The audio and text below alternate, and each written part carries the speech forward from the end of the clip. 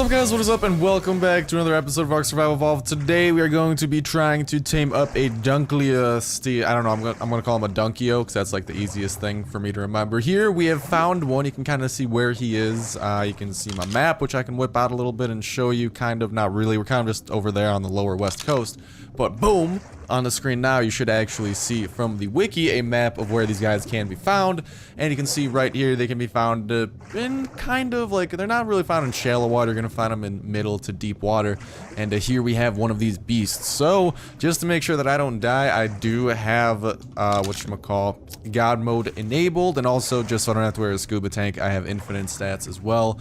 But I do want to show you guys how do you actually go about taming this guy. So since he is underwater, the best way to do it is going to be with trank arrows. As you can see, he's not super aggressive from far away, although he will probably get aggressive once we get closer. And the best way to actually go about fighting this guy, sorry about that, I realized I should probably put on flippers so we're a little bit more mobile. And I seem to have, oh, there he is. You can see we're getting pretty close without him getting too aggressive. And pretty much the strategy for taking him out is you want to start tranking him. There's another strategy you could use as well, but the best way to do this is actually just kiting him in a circle. As you can see, he's kind of running away here, so he's a little bit more on the shy side, which is actually a little bit weird. And this should actually make for an easy tame if we can do this right. But as you can see, he's running. He should probably turn around eventually. And the best way to do it, from what I've heard and or seen, you just want to kite him kind of in a circle, because he can't exactly keep up with that, but he can do some real big damage. And as long as you kind of kite him in a circle, stay around, as you can see, yeah, there we go, perfect. We had him kind of behind him. And what you can do is once he starts turning, you turn as well, and just make sure you keep your distance. And if you've got flippers on, all that good stuff, it should be relatively easy. There you can see he's trying to turn to get to us. We're not letting him. And if he's ever in this like runaway mode, you should be able to do good. But as you can see, they're just kind of counteracting his circling, and he's not going to be able to reach us. And this is going to be the best way to go about taming him. Hopefully it doesn't take too many trank arrows. The most effective way, from what I heard, is to wait 5 seconds in between shooting trank arrows. But just because I have like 50 trank arrows, I'm going to go ahead and just absolutely pelt him with the stuff, because I don't really care too much if I use up my trank arrows in my single player world, where pretty much I'm just showing this off to you guys.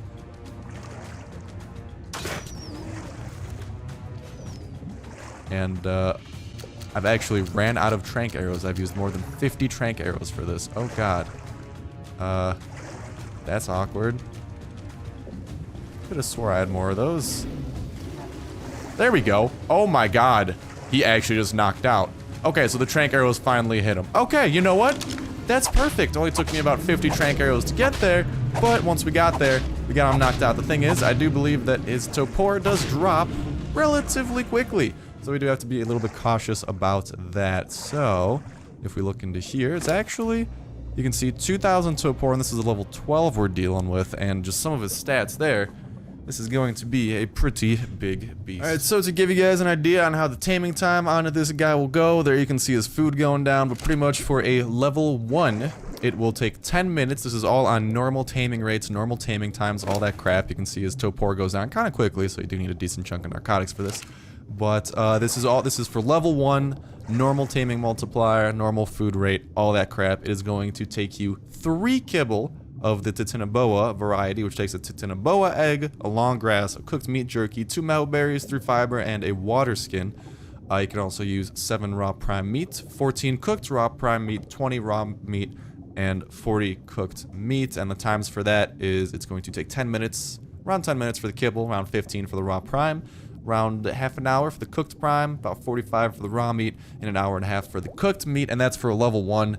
As they do go higher, it will, of course, probably take even longer. Like for the level 12, it is going to take us 18 minutes with kibble and 5 kibble, 12 raw prime meat, about half an hour, so it does go up. But the taming time on this is not at all ridiculous, and really, if you got the right amount of meat, you should be able to tame him pretty quickly, especially if you're on a taming multiplier server. It's going to be even quicker. Like, let's say this was like on a 3 times tame server, it would be like half an hour. Okay, get out of here, something's attacking us. It's an angler, get out of here, angler.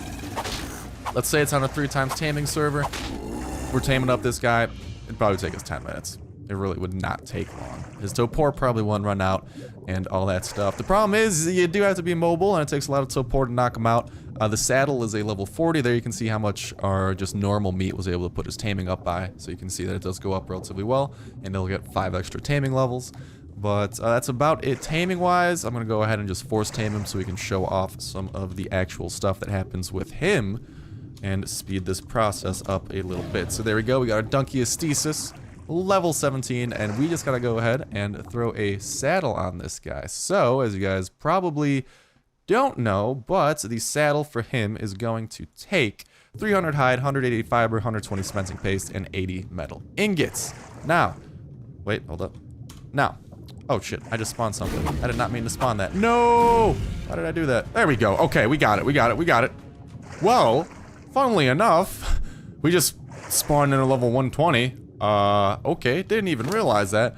But if you guys want to see the level 120 stats, on a perfect tame, level 180 plus 60 levels on a 120 tame, 1400 weight, 4500 health, 540 stamina, that much food, lot of weight, 300% melee damage, 100% movement speed. If we look at this guy, we can see that he has 1300 health, and this is on the lower level, 240 stamina, 2500 food, about 1000 weight, about 150% melee damage, about 100% movement speed. So now if we can actually spawn in that saddle and not something that, you know, will kill us, then that'll probably be a lot better.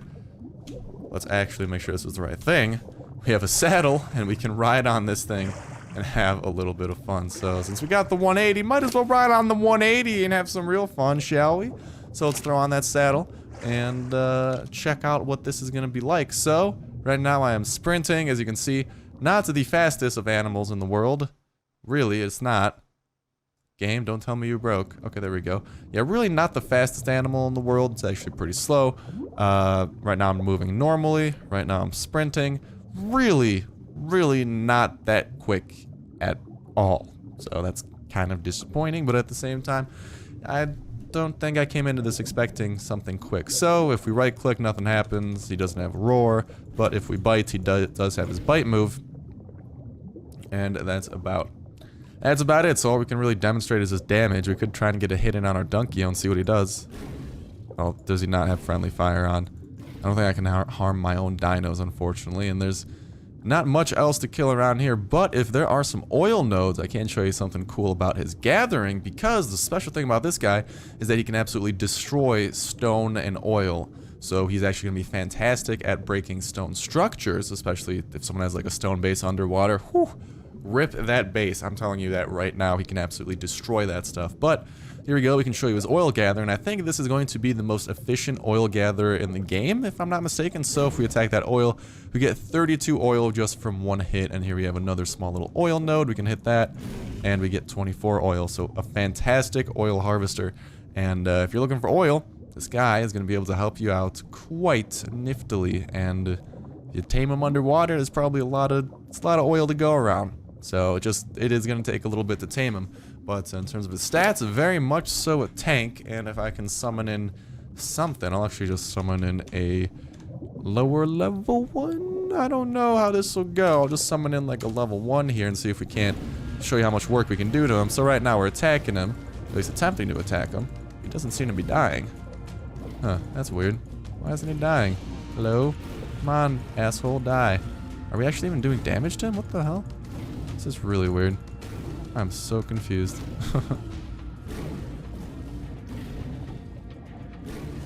There we go. So, it took about that many hits to kill level 1. However, that might not be the most fair representation in the world because they're kind of really tanky. And actually, we do have a 300 XP from killing one. We can go up in health. As you can see, health goes up about 5%. Stamina goes up about 10%. Weight goes up about 4, maybe 5%. Melee damage goes up by 5% at a time. Movement speed goes up 2.5 and all that stuff. So you're pretty better off, I guess, just making him a tank in terms of health and melee damage because the damage he takes is really low. That was a level 1 and we had a max level here, perfect tame and everything. Attacking him, he really didn't seem to care at all. So unless we can find something else to kill, that's about going to be it. I can also try and spawn in a stone structure, so I'm going to go look for something to kill and show you guys how much damage it can do against stone structures, since that's kind of its special thing it touts, and we will return when I can get that. Alright, so we are back. Here we have the stone foundation. As you can see, 15,000 health, and we're going to see just how deadly this level 187 Dunkleosaur can be to this stone structure.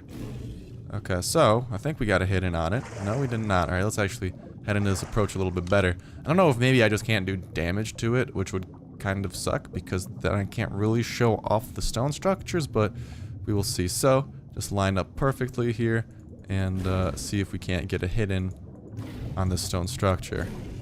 And I mean, we're getting contact, but for some reason it's not working. You can see its mouth is literally right there. It just refuses to work for some reason, so I'm not entirely sure why that is. Yeah, I have no clue why it'd be like that. Maybe if we get another one, I'll just make a tribe really quick. Tribe of Joe, and then leave it. I could try that. I'll do that really quick. Okay, so here we go. We got the owner, Tribe of Joe. We're gonna go ahead, leave the tribe. We cannot leave the tribe. Well, that's unfortunate. I thought I could leave the tribe. I guess not for some reason. Well, maybe we can attack this thing now, do some damage to it. This is really weird. For some reason, I can't. I thought you could always do damage to your own structures, but apparently not. Okay, well, unfortunately, I'm gonna have to figure out why it's like that. So super sorry, I can't exactly demonstrate that. Maybe we can hurt this now that we.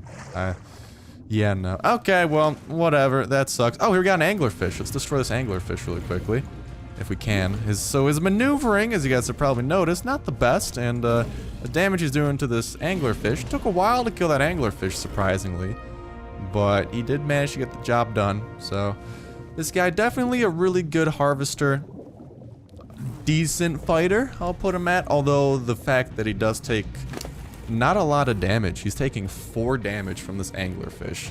So really, it's like usually anglerfish do more than just 4 damage. So it's literally, I'm pretty sure that this Dunkleosteus, he's just naturally armored and takes less damage or something like that. That's the only thing I could think of. So absolute tank. If you stat him right, he could become quite the beast. So we're gonna go ahead and actually summon a Megalodon to finish this off with, and see how many hits it takes us to do some damage here.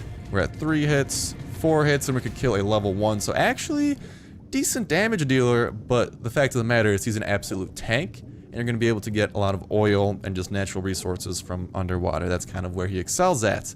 But in terms of dishing out a lot of damage, not necessarily. I mean, if you stat him right, he could, but he's just the king of taking little to no damage. I think that's where he's at, as you could tell by us trying to kill another one. When that Megalodon probably had similar health to the level 1 Dunkleo, it took a lot longer to kill that level 1 than it took to kill the Megalodon, so a little bit of food for thought there. But other than that, that's about going to do for this Dunkleosteus video. Not much else I can think of. If you guys got anything I may have forgot, let me know in the comment section, and I will potentially fix it in the next one. I was actually going to try out, what is it, the Woolly Rhino with some stone structures, but if it's not working now, I can't do that because I saw those comments in the prior video.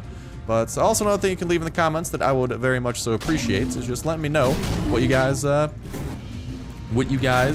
of this guy, if you guys are going to be getting him, or if you think he's like too hard to get. Just kind of your opinion on the Dunkleosteus, because personally I like him, but it's definitely going to be a little bit of a challenge to, I mean, even get him in the first place, because you saw it took a lot of trank arrows, and they were killed 2 level 35 plesios relatively easily, actually.